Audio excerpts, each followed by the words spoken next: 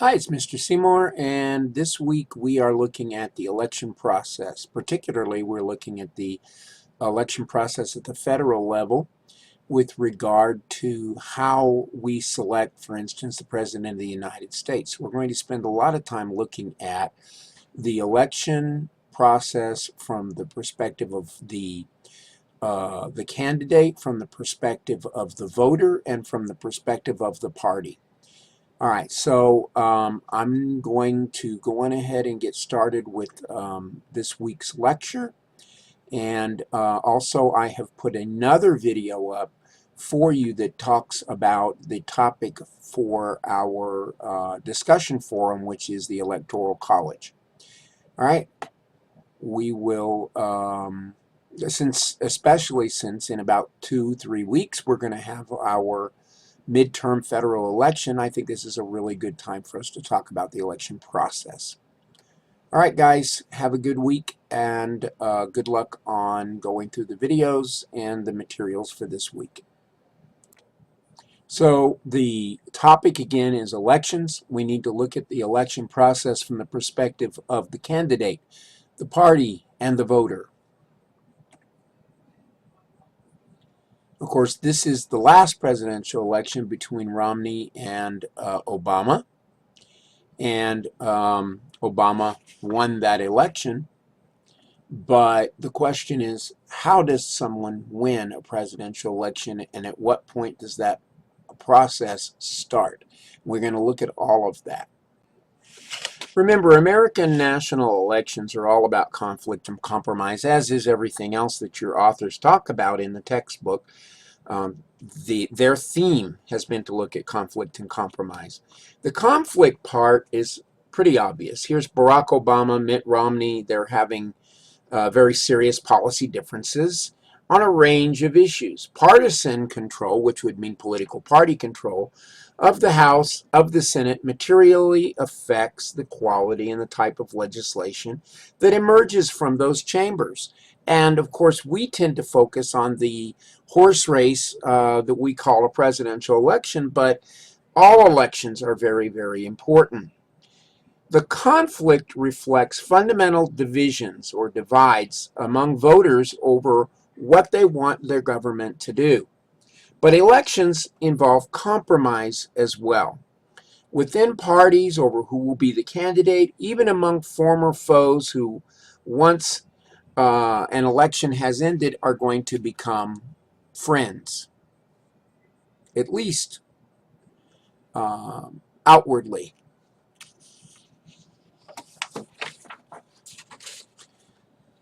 Now, two terms that we're going to get started with is what is an incumbent and what is a challenger. An incumbent is a politician who's running for re-election to the office that he already holds. And we're going to find that, especially in congressional elections, incumbents tend to have a distinct advantage. Part of that is that they have a proven track record. Part of that is they can win the debate of what have you done for me lately. And another part of it is that their name, they have name recognition, but there still has to be a record of what the incumbent has done. A challenger, then, is a politician who's running for an office that he or she does not hold at the time of the election. Challengers run against incumbents, or if there's an open seat, which means that for whatever reason the incumbent is no longer in that seat, this is usually where we see more of a horse race between your challengers, and a challenger has a much better chance of winning a race where there's little or no opposition, or you've got no incumbent. So what do elections do? They select representatives because we are a representative democracy. Because voters do not make direct decisions about major policy issues, we don't have a direct democracy. Elections allow us to, as voters, to select candidates who represent our views. It also creates accountability. Anybody that is voted into office becomes accountable to those who voted them in. This process of accountability is called retrospective evaluation, where voters decide whether the incumbent has represented their interests on what is most important to them. If the incumbent has, then oftentimes the public will vote to re-elect. If not, then that incumbent may be facing a problem. Now, the other thing that we have to look at is that in our system of government, particularly with president and presidential elections, we have something called the electoral vote, the electoral college. And the electoral college is a rather confusing mess. And we're going to spend an awful lot of time looking at the electoral college, and your discussion questions this week are on the electoral college. So if you look here, in yellow is your popular vote. That's the number of people that actually, or the percentage of people that actually voted for that candidate. And then you have in purple the electoral vote. And you will notice that the electoral vote does not necessarily match the popular vote. And this is where this thing that's very confusing called the electoral college comes in. And the electoral college is actually a way of trying to even out each of the states so that they all have an equal chance of having a say in who's going to be president, not just on the basis of population, but on the basis of representation. So how does an election work? Well, there are restrictions regarding voter eligibility that vary across different states. In general, you must be 18 years old, you must be a law-abiding citizen, and you have to meet residency and citizenship requirements in the state to which you reside. And according to the constitutions, it is the state that decides your eligibility to vote within certain restrictions. The Constitution has, for instance, the 15th Amendment, the 19th Amendment, and the 27th Amendment, all of which deal with voting rights. All federal candidates and most state candidates must win 2 different elections to serve in an office. So the first election is called a primary, and the second election then is the general election. To get onto the ballot in the general election, you must win your primary, where you run against other candidates in the same party. Okay? So with the party system, your political primary decides who will be the nominee. You must win the general election, in which you run against the candidates from different political parties, then after you've won your political primary. Now, the idea, if you remember, of a political primary is to narrow down the choices on the ballot, because people don't like an oversized number of choices on the ballot. So the first step in the election process is often, but not always, a primary. There are 2 kinds of primaries, the open primary and the closed primary. An open primary means that any registered voter, regardless of party membership, can vote in a party's primary election and just walk in and say, I want to vote Democrat or Republican. A closed primary, you must register ahead of time to vote in the primary.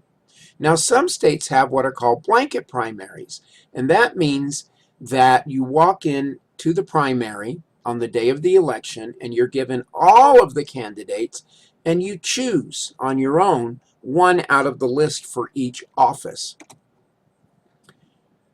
Given that you have to win not just a primary, but a general election as well, you have strategies. A primary strategy is going to be that you're going to have more extreme positions to appeal to ideologically committed voters. So you're fighting other people within your same political party, and now you get ideological differences. The general election strategy, on the other hand, is a more moderate position that appeals to swing or centrist voters. And so we see that after you go past the primary, all of a sudden the same people that were your enemies in the primary are now your friends in the general election. The nomination process is the selection of a particular candidate to run for office in a general election as a representative of the political party. A general election is the election where voters cast ballots for either a House member, a senator, or the president and vice president who happen to run on a ticket. And your general election assumes that you've already gone through a primary. Now, redistricting. Redistricting occurs at different times depending on state law, but most frequently, this redistricting happens after the census every 10 years. It affects the kinds of candidates who can win a congressional race in a particular district. For instance, Democrats or Republicans or racial minorities, everything changes on the basis of your demographics. These demographic changes affect representation style. House members representing liberal districts in San Francisco have constituents that are very different than constituents who represent rural districts in Utah, which are going to be a lot more conservative.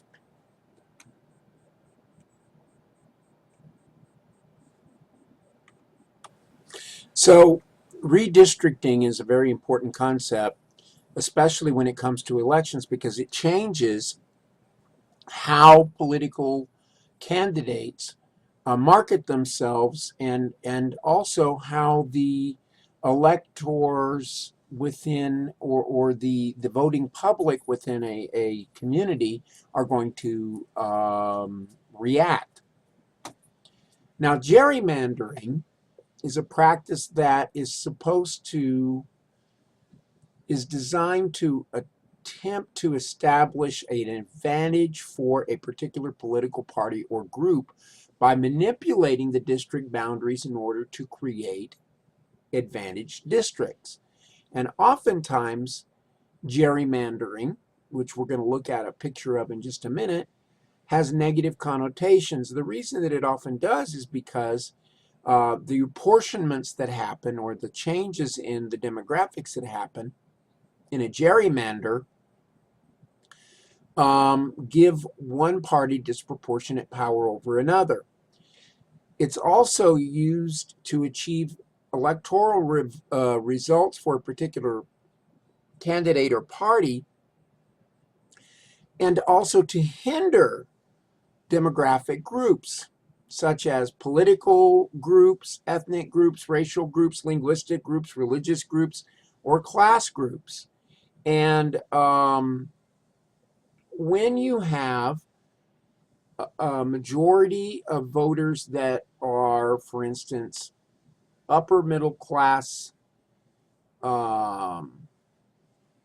professionals,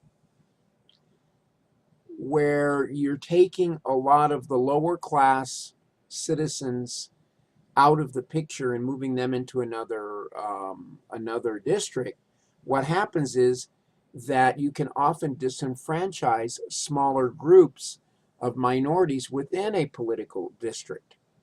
And so what you get is majority-minority districts. And El Paso happens to have two majority-minority districts, one of which, the 23rd Congressional District, is a very important study in gerrymandering.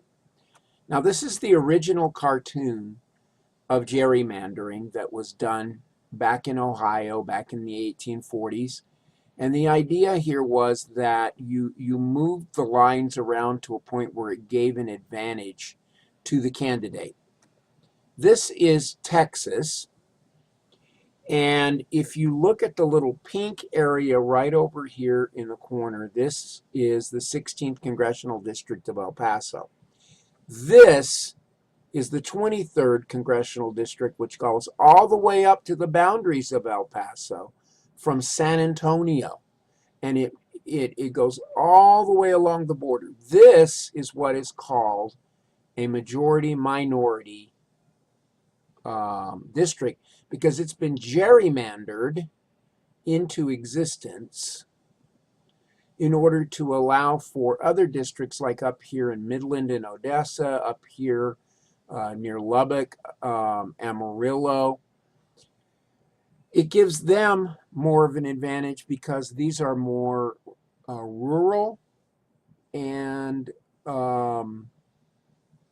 white districts, and this is more of a rural Hispanic district going along the border.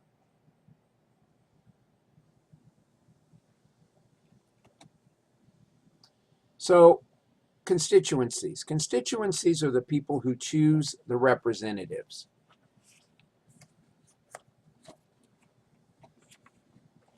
And when it comes to a constituency, let's go back here to this slide.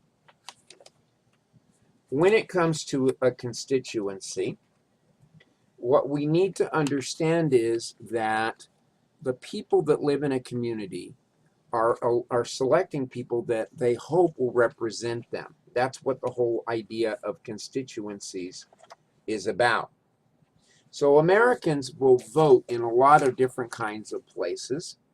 Look here, and they're even voting here in a private home in California. All right? The idea is that if your constituencies are more liberal, they should be represented by a liberal. If they are more conservative, they should be represented by a conservative. And then we need to look at how an election works, what the rules are for an election, and what the procedures are. The rules that are established are going to determine how a candidate wins, how a ballot is constructed, and how a candidate gets his name on the ballot and in what order that name will show up. So there are two kinds of elections that we generally see. One is called a majority election, and another is a plurality election. And a majority election is a system of voting where the candidate needs to win 50% of the total votes plus one vote in order to win an election. If no candidate wins enough votes to take office, then a runoff has to be held. Most elections at the municipal level, at least in Texas, are going to, the city level, are this kind of voting. Now, when you have a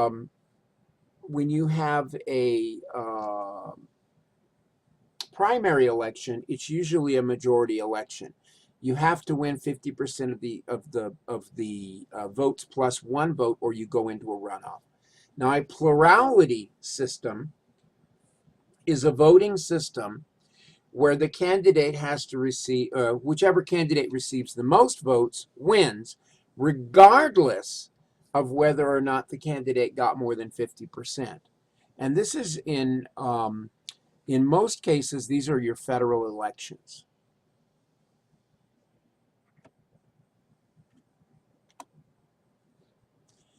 All right, so now we're going to talk about the ballot. The ballot is the list of names that appear when people make the selection as to their candidate.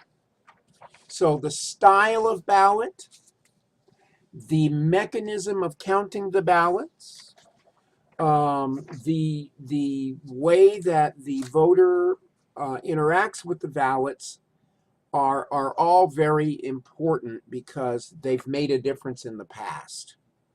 The style of ballot is referring to the different types of ballots that lead to different types of under or over voting rates. Computer ballots, are they better than paper ballots? This becomes the next question, and we're going to talk about that.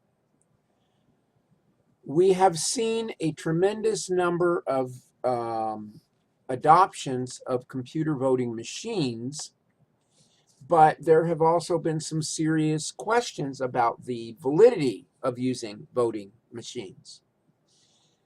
Now, when you're using paper ballots, you can have just as much of an error rate or even more. And we learned from the Florida election of the year 2000, the famous Bush v. Gore election, that punched card ballots, which basically are kind of a combination between paper and computer, have a flaw. And we saw several flaws in them. The good side of a punched card ballot is you have a paper record. The bad side of a punched card ballot is that people can misunderstand how to do them, and once they punch that card, you can't unpunch it. So this is a historical paper ballot going back to 1893. This is what the ballot would look like. Then you would just go in, and if you wanted to vote all Democratic, you just put a big old X here. Or all Republican, you'd put a big old X here. Or you could put your X on the names of the candidates. Then we moved to voting machines. And voting tabulating machines had you move levers. You see the levers? When you went into the machine, you'd pull a one big lever and it would close the curtain. And then you would go in here. If you wanted to vote all Republican, you'd pull this lever here. All Democrat, you pull this lever here. Or you could go in and vote for different propositions here. And then this would be your ballots. So you would have choices, A or B, and then you would either flip one or the other lever. Then to register your vote, once you got all the levers flipped, you would pull this lever, and it would cast your whole ballot. Then we moved to what we thought was a better system, and that system was the punched card. So you would have what was called a butterfly ballot here, or a ballot in which you were supposed to go in and put this thing called a stylus into one of these holes to select one of the candidates.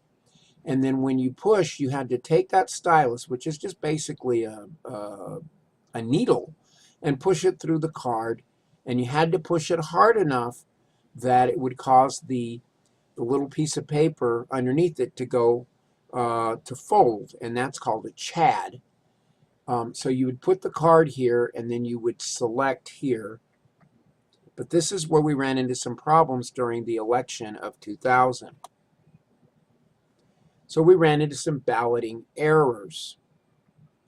Some of the balloting errors that we saw that were very, very serious were, for instance, not understanding how to cast your ballot. So you'd think, oh, okay, well, then I'll just circle. Well, no. You were supposed to go in here and put this inside the little slot and then use the stylus to select. Or in this case, that would be this card right here. Or in this case, you were supposed to fill in the circle here, but instead people were just kind of circling here or making a mark, putting an X or a check mark, and this became an issue. So they didn't understand how to use the ballot. So in the 2000 election, you had what was called the butterfly ballot, and it became a very serious confusion. Democrats are listed in the second column on the left, right here, but they're the third hole in the ballot. So if you punched here, you were voting for the Republican. If you punched here or here, you were voting for the Republican. Here you were voting for the Reform candidate, and here you were voting for the Democratic candidate, and here you were voting for the Socialist candidate. Libertarian, Constitutional, Green Party, Workers' World Party, Natural Law Party. It was a very confusing ballot. And so they thought they were voting in the right place, but they didn't know. And in Florida, there were a lot of elderly people voting.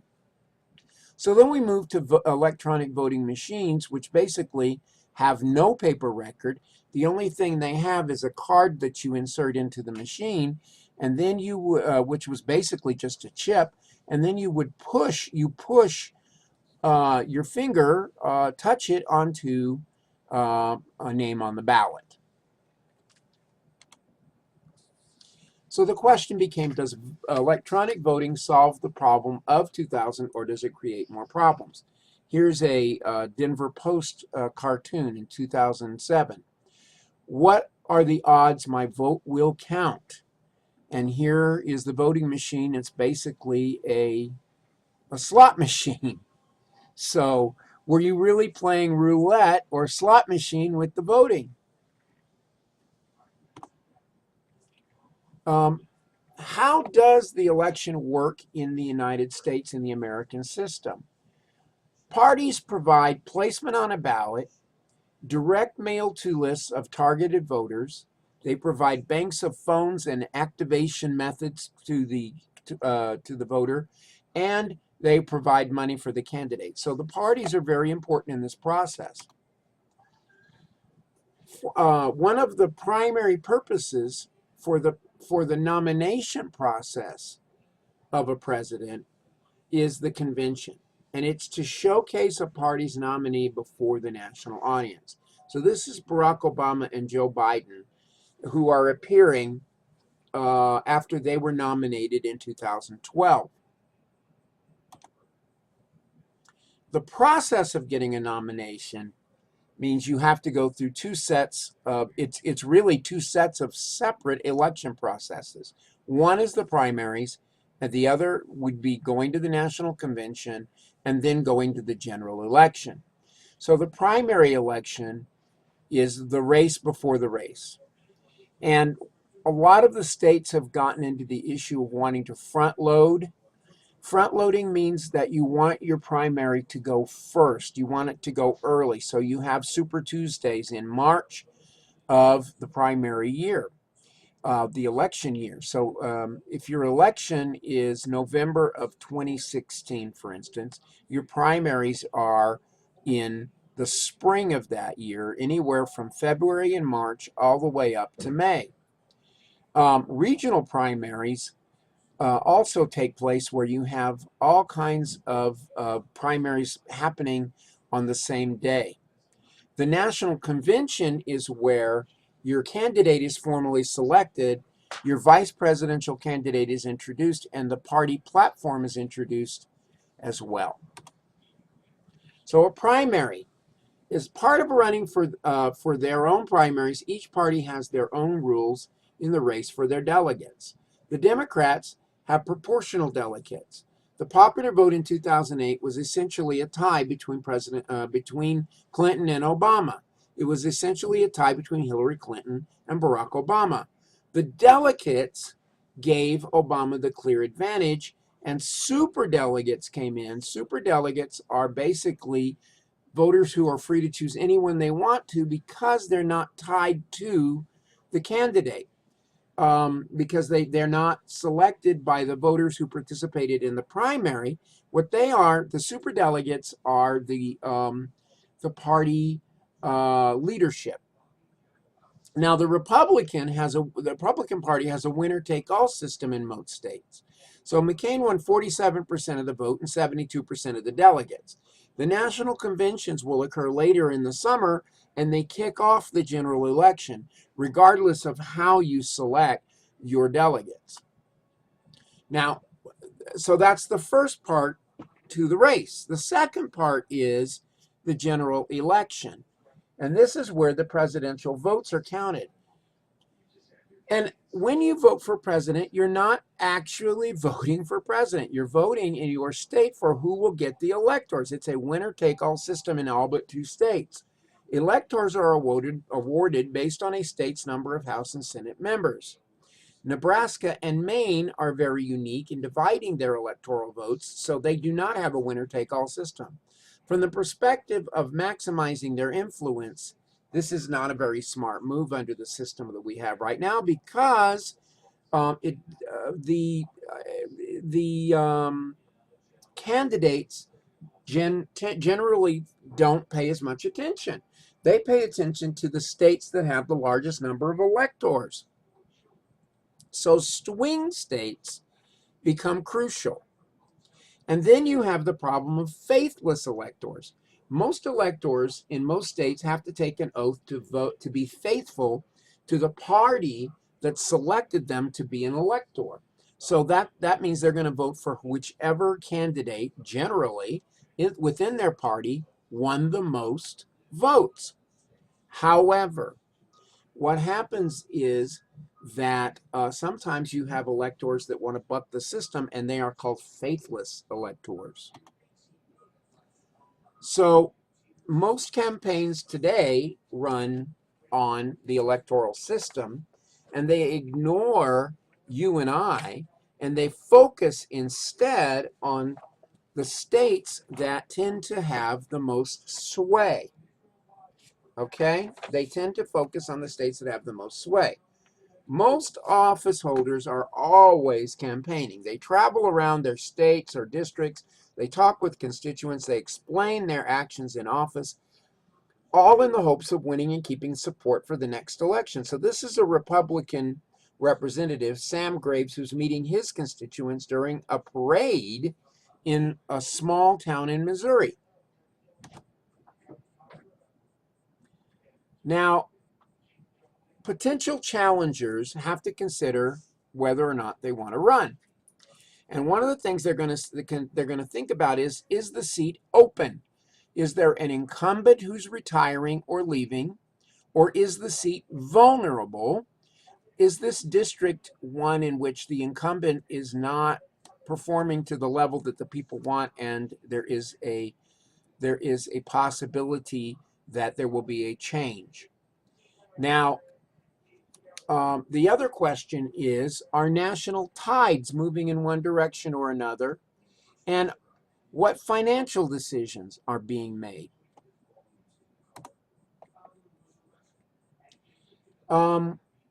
Another thing that we need to look at is the strategy of an incumbent. An incumbent, somebody who's already in office, wants to keep the constituents happy, and they're going to consider the political business cycle. This suggests that elected officials will attempt to manipulate the economy to grow around the election time, which encourages positive retrospective evaluation, meaning if the economy is doing well at the time of the election, people tend to think well of the candidate, particularly if that candidate is an incumbent. Another thing that an incumbent needs to do is anticipate their own weak spots. President Clinton realized that he needed to implement welfare reform before he ran for re-election in 1996. George W. Bush passed the biggest entitlement package since the Great Society with Medicare Part D prescriptions in 2003, right before the election of 2004. Then we go to campaign advertising, and this is where we get to the question of, is campaign advertising a good or bad part of the political process?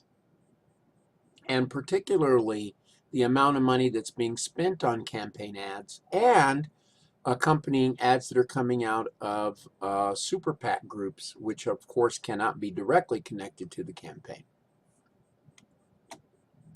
Candidates tend to air more positive ads about themselves, while the candidates' political parties and supportive interest groups tend to air negative ads that attack the campaign candidate's opponent. A bipartisan campaign reform act had outlawed independent issue ads, typically special interest attacks, 60 days before an election, and this became a part of the Federal Election Commission versus Wisconsin Right to Life. Negative ads do not lower voter turnout, as had been previously argued.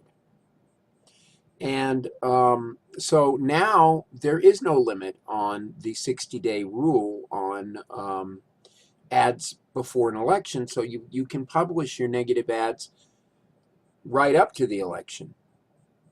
Negative ads, though, help voters learn more policy information about candidates, and they highlight differences between them.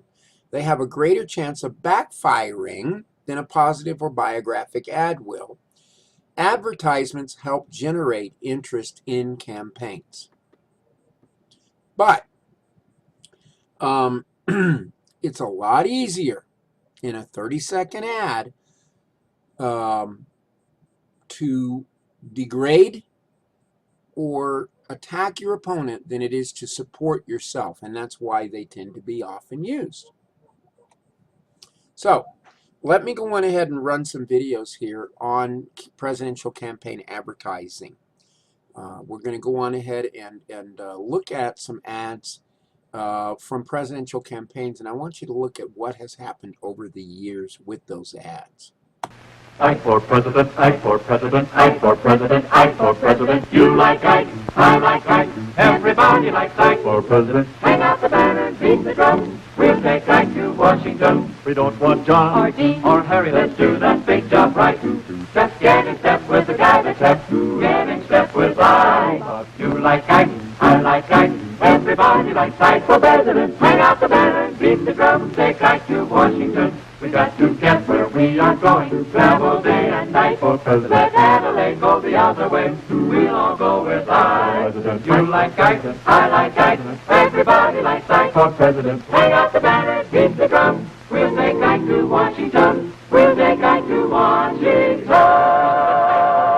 Now is the time for all good Americans to come to the aid of their country. Vote for Eisenhower. Kennedy, Kennedy, Kennedy, Kennedy, Kennedy, Kennedy, Kennedy, Kennedy. Do you want a man for president who's seasoned through and through, but not so doggone seasoned that he won't try something new? A man who's old enough to know and young enough to do. Well, it's up to you, it's up to you, it's strictly up to you. Do you like a man who answers straight, a man who's always fair? We'll measure him against the others, and when you compare, you'll cast your vote for Kennedy, and the change that's overdue. So it's up to you, it's up to you, it's strictly up to you. Yes, it's Kennedy, Kennedy, Kennedy, Kennedy, Kennedy, Kennedy, Kennedy, for me. Kennedy, Kennedy, Kennedy, Kennedy, Kennedy, Kennedy, Kennedy.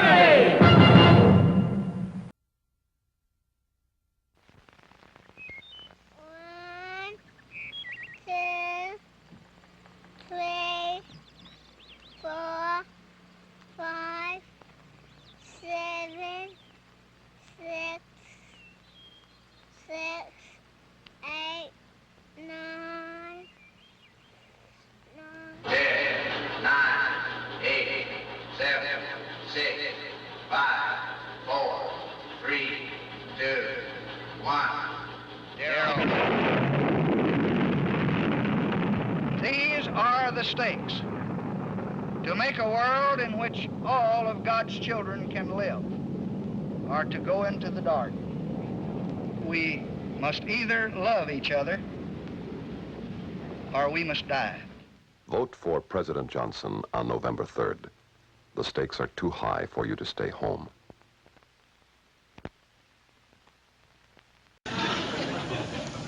Sock it to me? It's morning again in America. Today, more men and women will go to work than ever before in our country's history. With interest rates at about half the record highs of 1980, nearly 2,000 families today will buy new homes, more than at any time in the past 4 years. This afternoon, 6,500 young men and women will be married. And with inflation at less than half of what it was just 4 years ago, they can look forward with confidence to the future. It's morning again in America. And under the leadership of President Reagan, our country is prouder and stronger and better. Why would we ever want to return to where we were less than 4 short years ago?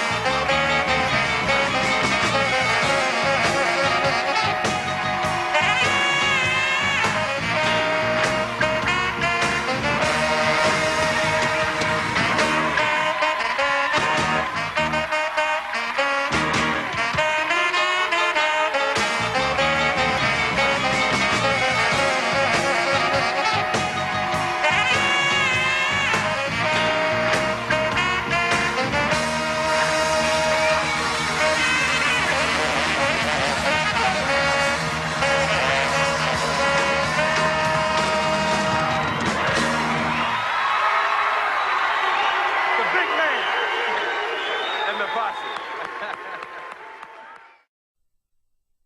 I believe we need to encourage personal responsibility so people are accountable for their actions. And I believe in government that is responsible to the people. There's a big difference in philosophy between my opponent and me.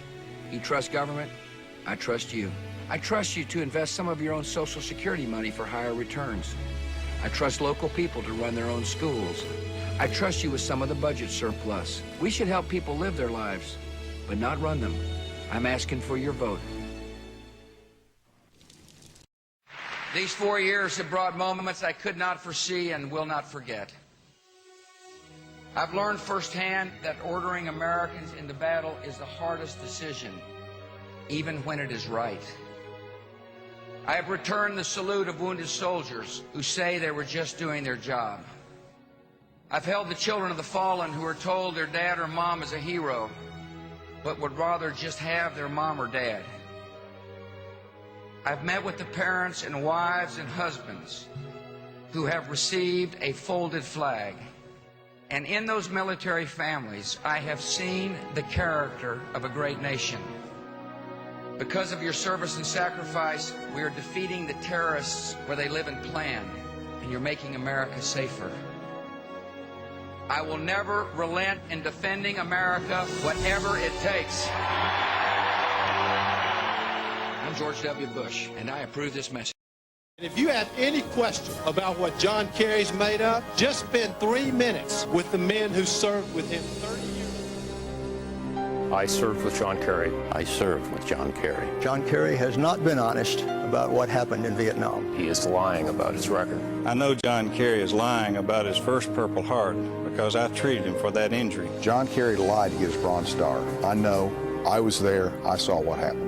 His account of what happened and what actually happened are the difference between night and day. John Kerry has not been honest, and he lacks the capacity to lead. When the chips were down, you could not count on John Kerry. John Kerry is no war hero. He betrayed all his shipmates. He lied before the Senate. John Kerry betrayed the men and women he served with in Vietnam. He dishonored his country. He most certainly did. I served with John Kerry. John Kerry cannot be trusted. Swift Boat Veterans for Truth is responsible for the content of this advertisement. I'm Sarah Palin, candidate for governor. Alaska's changed a lot since the days most fireplaces burned wood. Now many of us rely in some way on natural gas, but supplies are low in Cook Inlet. It's time to bring gas from the slope to heat our homes and fuel our economy. It's good business to open gas line negotiations to all viable parties. We need to put new energy into these negotiations to secure our future. We need to put Alaskans first.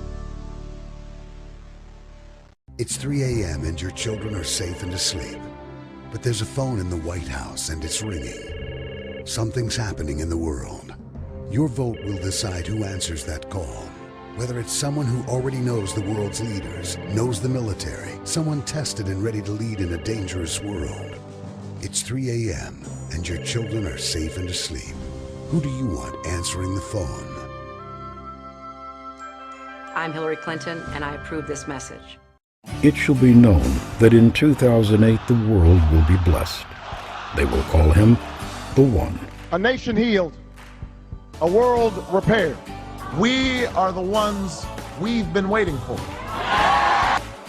And he has anointed himself, ready to carry the burden of the One. To quote Barack, "I have become a symbol of America, returning to our best traditions." He can do no wrong. Do you have any doubts? Never. Can you see the light? A light will shine down from somewhere. It will light upon you. You will experience an epiphany. And you will say to yourself, I have to vote for Barack. And the world shall receive his blessings. This was the moment when the rise of the oceans began to slow and our planet began to heal. Behold his mighty hand. Barack Obama may be the one, but is he ready to lead?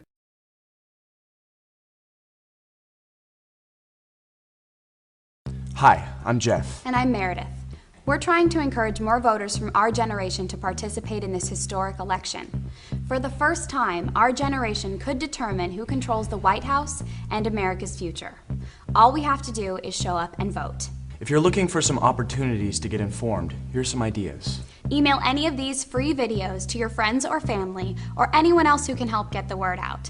And encourage everyone you know to vote. You can also get 2 Voters t-shirts and hats on our website. Check out a news program on MSNBC called Countdown with Keith Olbermann.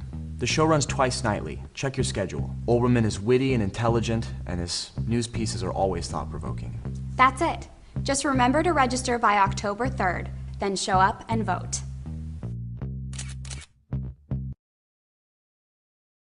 I'm going to do something to government.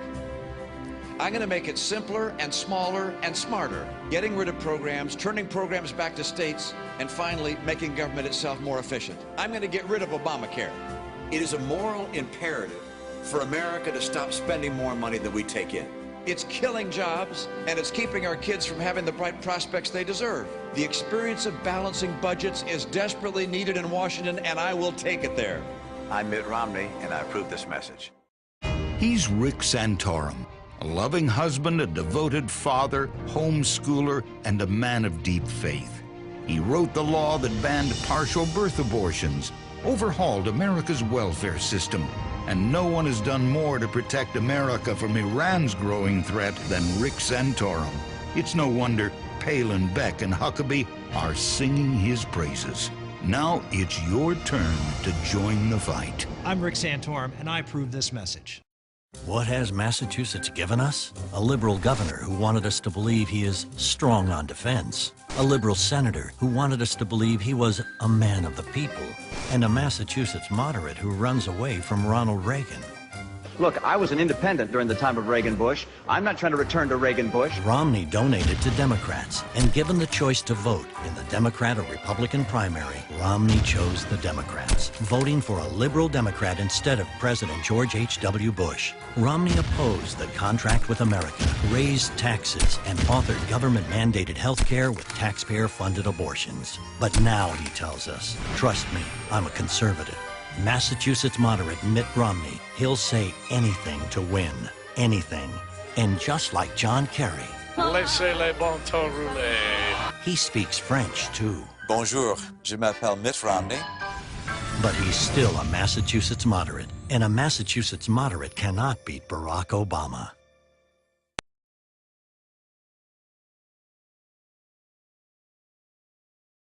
Made in America. For generations of Michigan auto workers, it's more than a slogan. It's a way of life. But when 1 million jobs were on the line, every Republican candidate turned their back, even said, let Detroit go bankrupt. Not him. Don't bet against the American auto industry. Now, a retooled, restructured industry is back because of the grit and sacrifice of Michigan workers. Don't bet against the American worker. I'm Barack Obama, and I approve this message.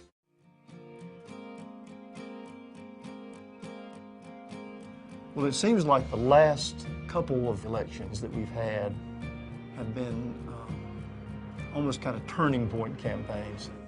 Kind of nervous about it. It's like it's coming. Here it is, 2012, the election. I think it needs to reflect the changes that we've seen in the last 2.5 years. Then we had an underdog senator. You know, nobody thought that he had a chance. And now he's the president. I just saw the energy and hope that he had for this country. But even though I couldn't exactly vote at the time, I knew that someday I'd be able to help re-elect him. And that's what I plan on doing. We're not leaving it up to chance. We're not leaving it up to, oh, you know, the incumbent, the type of thing. It's an election that we have to win.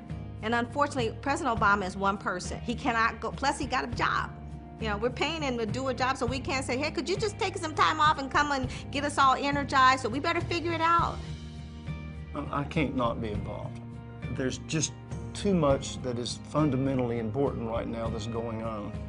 As a community, we all have the same concerns. We all want our kids to go to school and learn. We want them to graduate. We want jobs to be out there. We want people to have homes. We want people to have opportunity. I don't agree with Obama on everything, but I respect him and I trust him. There are so many things that are still on the table that need to be addressed. and we want them to be addressed by President Obama. I had this perception that politics was all show, it was all sound bites, but politics is how we govern ourselves. That's what politics is. And at the grassroots level, it's individuals talking to other individuals and making a difference.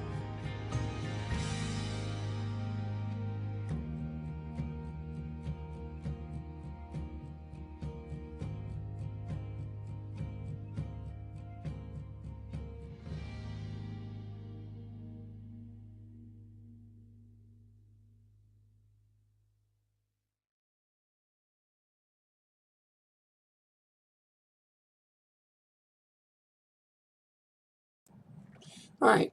Now that we've looked at some of those advertisements, you need to understand that there's a lot of different strategies that they use. So one strategy that is used in campaigns and campaign advertisements is wholesale politics, targeting a mass audience, targeting everybody. Kennedy, Kennedy, Kennedy, you vote for Kennedy. TV ads are the best example of wholesale politics, radio and television. Then you have retail politics, targeting small groups with intense attention. This is going to families at a family fair, going out and marketing yourself to farmers, or marketing yourself to bankers, or whatever group it is you're wanting to market yourself to. Voter mobilization. You saw some examples of voter mobilization, particularly the 2012 ads of Obama. Motivating voters to get out to the polls on election day. Go TV, the ground game, making sure helping voters and getting the polls on election day and making sure that everybody goes out there. Go TV, by the way, means go to vote.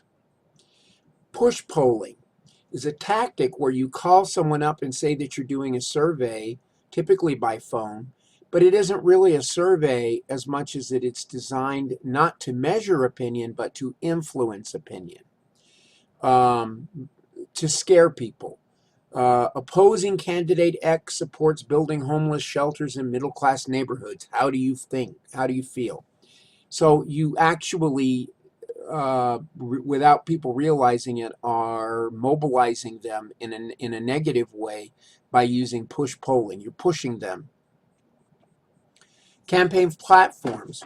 A campaign platform is the candidate's stance on an issue, the promises that they make, how they're going to behave in office. And one of the things that you're going to notice is that it's been less and less about campaign platforms and more about negative ads.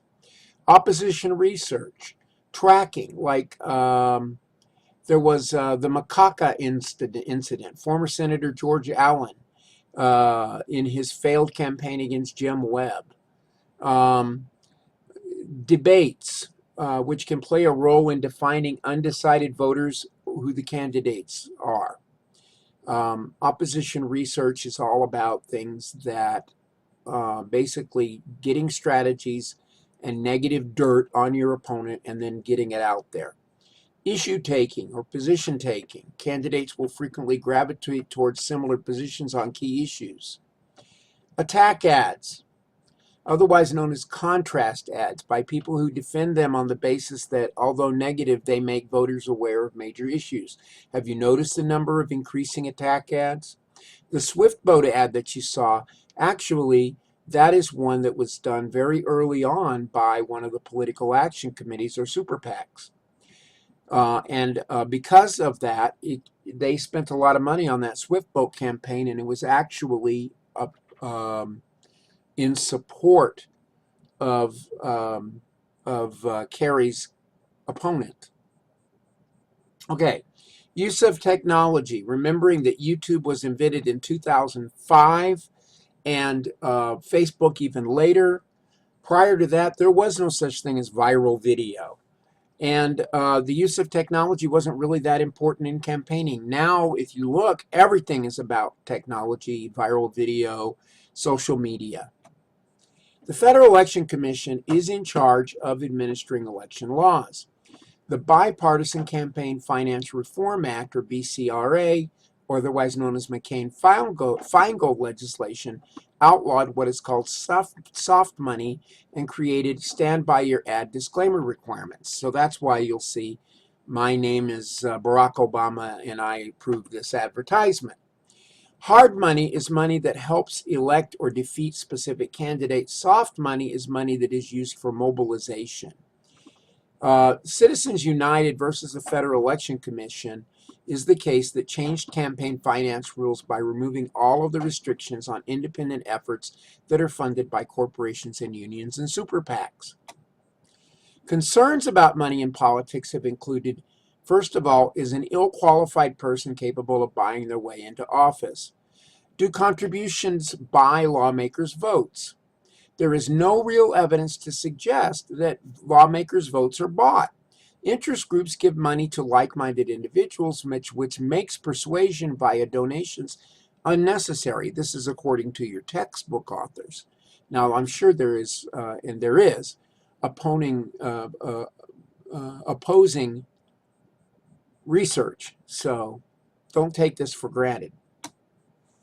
Now, in 2012, you had contribution limits. An individual could donate up to $2,500 to the candidate, or $30,000 to the party. There was a $46,000 limit to candidates as a whole and $70,000 to organizations. A political action committee was limited to $5,000 and $15,000. A national party committee was limited to $5,000, but the individual candidate.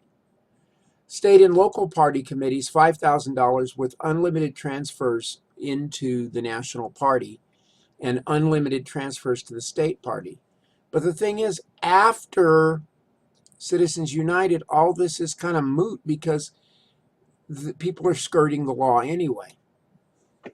And so campaign funding through interest groups has increased dramatically.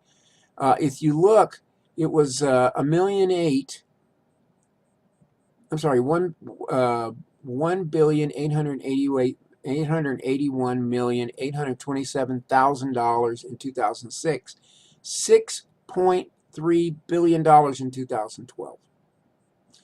And if you look at what happened between 2008 and 2010, of course, 2008 was a major election, presidential, and 2012 as well. But the amount of money is going up and up and up and up and up. People use shortcuts to make decisions with limited information. They include partisanship, your party membership. Incumbency, is the person an incumbent? Are they receiving help from that lawmaker? Is he helping you? If he is, you're probably going to vote for him. Personal traits, gender, race, age, religious beliefs. Retrospective evaluations. What have you done for me lately? That's retrospective evaluation. All of these things affect voting behavior. So looking back at the 2012 election, you can look at differences between gender, age, race and ethnicity, and income, and you will see that those that were white, higher income, and particularly male voted more for Romney. Those that were female, that were younger, that were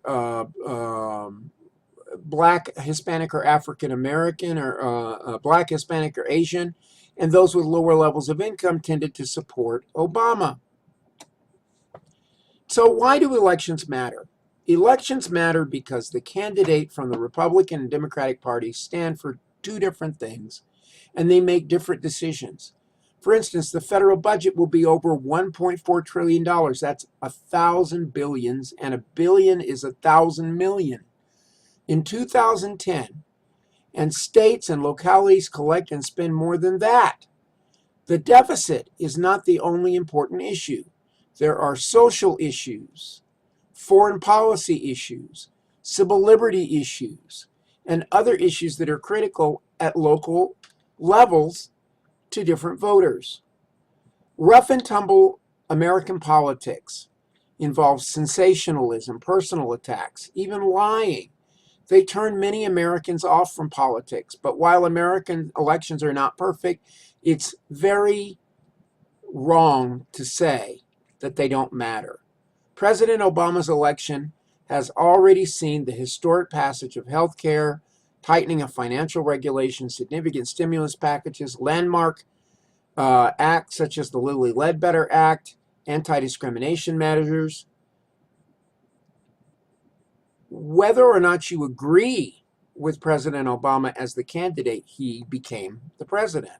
The election of President Obama also led to our first African American president, and it was a significant milestone in history. So the last thing then is going back to the Electoral College.